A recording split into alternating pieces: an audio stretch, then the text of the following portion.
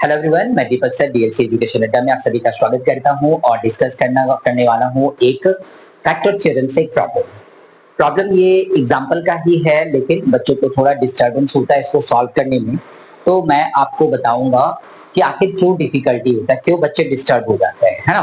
तो ये प्रॉब्लम कैसा है सो देखिए। पहले प्रॉब्लम है 2x³ ठीक है ना, फिर है प्लस में एक्स स्क्वायर, माइनस में 9x और माइनस में 9।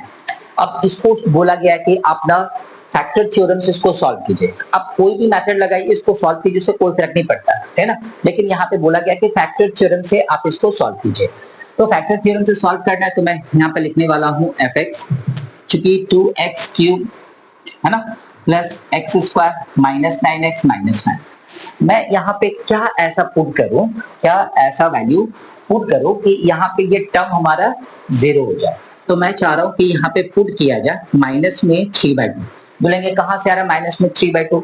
सर देखिए, लास्ट में जो 9 है ना, 9 है ना, आप कितना ट्राई करेंगे। नंबर लाइन से भी आप सॉल्व करने के लिए जाते हैं, आप 0 लेंगे, फिर 1 लेंगे, फिर 1 लेंगे, माइनस में फिर 2 लेंगे, फिर इधर पे -2 लेंगे, ऐसे कितना लेंगे, थक जाएंगे। तो एक तरीका है कि जो यहाँ पे दिया हुआ है कांस्टेंट, उस कांस्टेंट का फैक्टर लिखने की कोशिश कीजिए। 1, 2 एंड 3, फिर 1/2, फिर 2 बाय, अच्छा यहाँ पे 1, 3 और 9, तो इसका हाफ, फिर इसका हाफ और फिर इसका हाफ। आप इसमें ट्राई करेंगे ना, आप इसमें ट्राई करेंगे तो आपका सम्स बन जाएगा, है ना। ये तरीका होता है। क्या होता है कि जो हमारे पास में प्रॉब्लम दिया गया है, ये प्रॉब्लम का सॉल्यूशन ना इंपॉर्टेंट यहाँ पे छुपा हुआ है। यहाँ ये जो -9 है, यही हेल्प करता है बच्चों को कि इसको क्या वैल्यू लेना है। आप अभी ट्रायल करने के लिए जाएंगे, यहाँ पे आप 1 लेंगे, फिर -1 लेंगे, 3 लेंगे, -3 लेंगे, 9 लेंगे, -9 लेंगे, फिर आप प्लस हाफ लेंगे, फिर माइनस हाफ लेंगे, फिर प्लस 3/2 लेंगे, फिर -3/2 लेंगे। तो मुझे पता है कि ये -3/2 पे ये टर्म बनने वाला है। तो चलिए देखते हैं कैसे बनने वाला है। 2 इंटू -3/2 का यहाँ पे होल क्यूब, प्लस में -3/2 का होल स्क्वायर इंटू माइनस में 3/2 और माइनस में 9।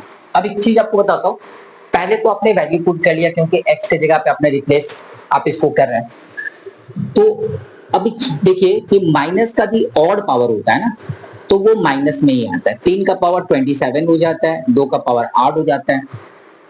माइनस का भी इवन पावर हो तो प्लस हो जाता है, ठीक है। और 3 का स्क्वायर करने से 9 आता है, 2 का स्क्वायर करने से 4 आता है। माइनस इंटू माइनस करने से प्लस हो जाएगा, 9 3 27/2 हो जाएगा, माइनस में 9।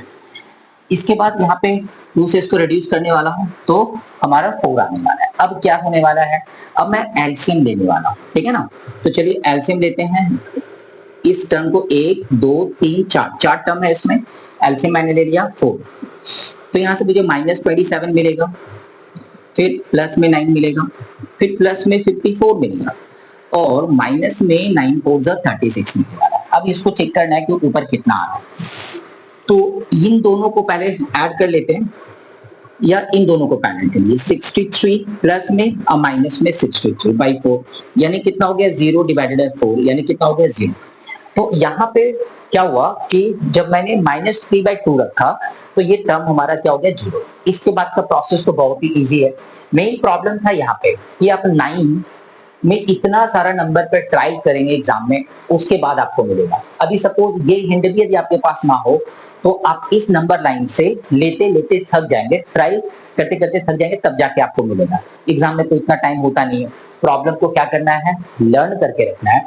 क्या पुट करने से हमारा 0 होगा ये याद करना है आपको, ठीक है। तो ये जो प्रॉब्लम है ये एक्सरसाइज से नहीं था, ये एग्जाम्पल से था। मैंने एग्जाम्पल से ये प्रॉब्लम उठाया और डिस्कस करने के लिए, क्योंकि मुझे पता था कि कुछ इंपॉर्टेंट फैक्ट है कि एग्जाम में कुछ बच्चे ऐसे होते हैं जिनको मालूम नहीं होता है कि हम कैसे ट्रायल करें, ट्रायल कैसे करें, है ना।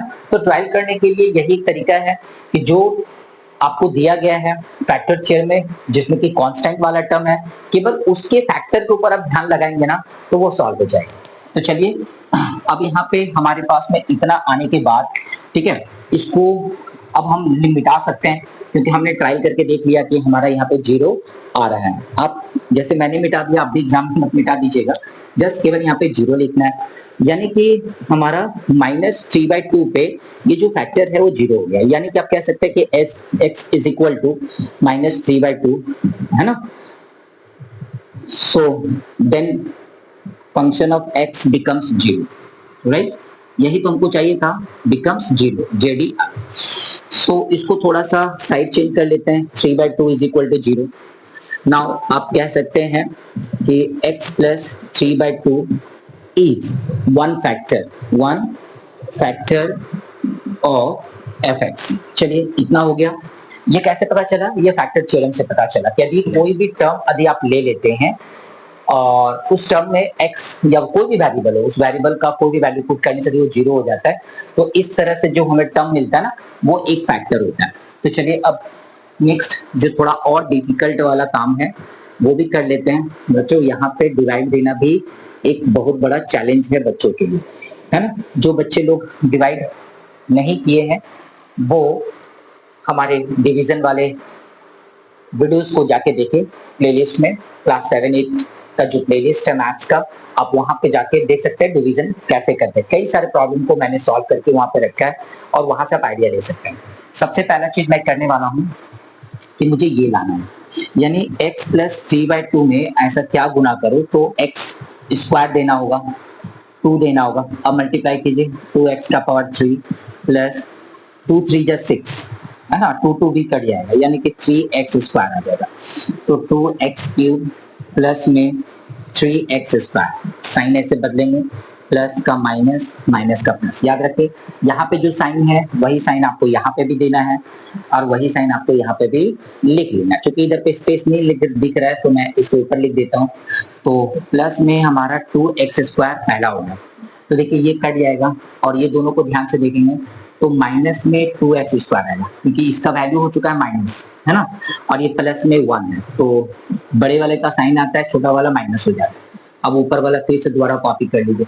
अब हमारा टारगेट क्या है? अब हमारा टारगेट है, देखिए ये माइनस लाना। यदि हमको माइनस लाना है तो मुझे माइनस नहीं देना होगा, एक्स स्क्वायर लाना है तो एक्स देने से आ जाएगा और 2 देने से आ जाएगा। देखिए 2x स्क्वायर और माइनस में 2 कट जाएगा, सो ओनली 3x आएगा।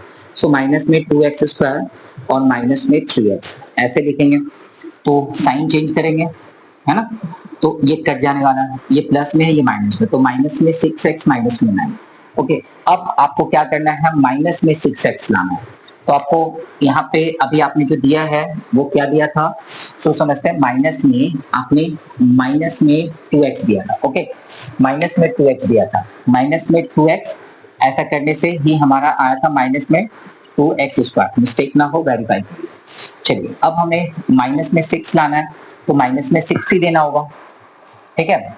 तो इन दोनों को मल्टीप्लाई करेंगे, माइनस में 6x, इन दोनों को मल्टीप्लाई करेंगे तो माइनस में 9 आ जाएगा। सो माइनस में 6x माइनस में 9, काफी मेहनत करने के बाद हम लोग एंड तक पहुंचे हैं, 0 आ चुका है और माइनस में 6।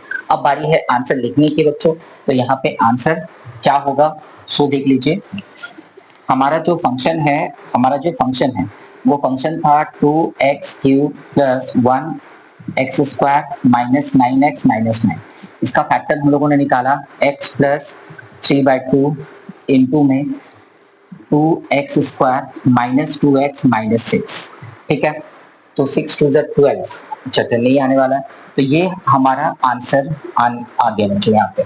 तो देखिए क्या होता है ना कि कई सारे एग्जाम्पल में कई सारे ऐसे पॉइंट्स होते हैं लिखे हुए, जिस पॉइंट को पढ़ने से जो है ना काफी छोटे छोटे पॉइंट्स का पता चलता है, वो आपके लिए क्या होता है, बेनिफिशियल होता है। तो आप अपने चैप्टर को ना थोड़ा सा, मैथ्स के चैप्टर में जो रिवीजन लिखा हुआ रहता है, आप उस रिवीजन को भी थोड़ा सा देखें, जितना रिवीजन नहीं, जिसको हम लोग एग्जाम्पल्स कहते हैं, इलस्ट्रेशन कहते हैं, उसको देखे और बनाया तो वहां से आप ज्यादा और समझ पाएंगे, ठीक है। तो ये छोटा सा डिस्कशन था। चलिए मिलेंगे नेक्स्ट वीडियो में। अगर डिस्कशन अच्छा लगा तो प्लीज लाइक एंड शेयर कर दीजिए, चैनल पर नया होंगे तो प्लीज सब्सक्राइब कर लीजिएगा। Thank you, bye bye.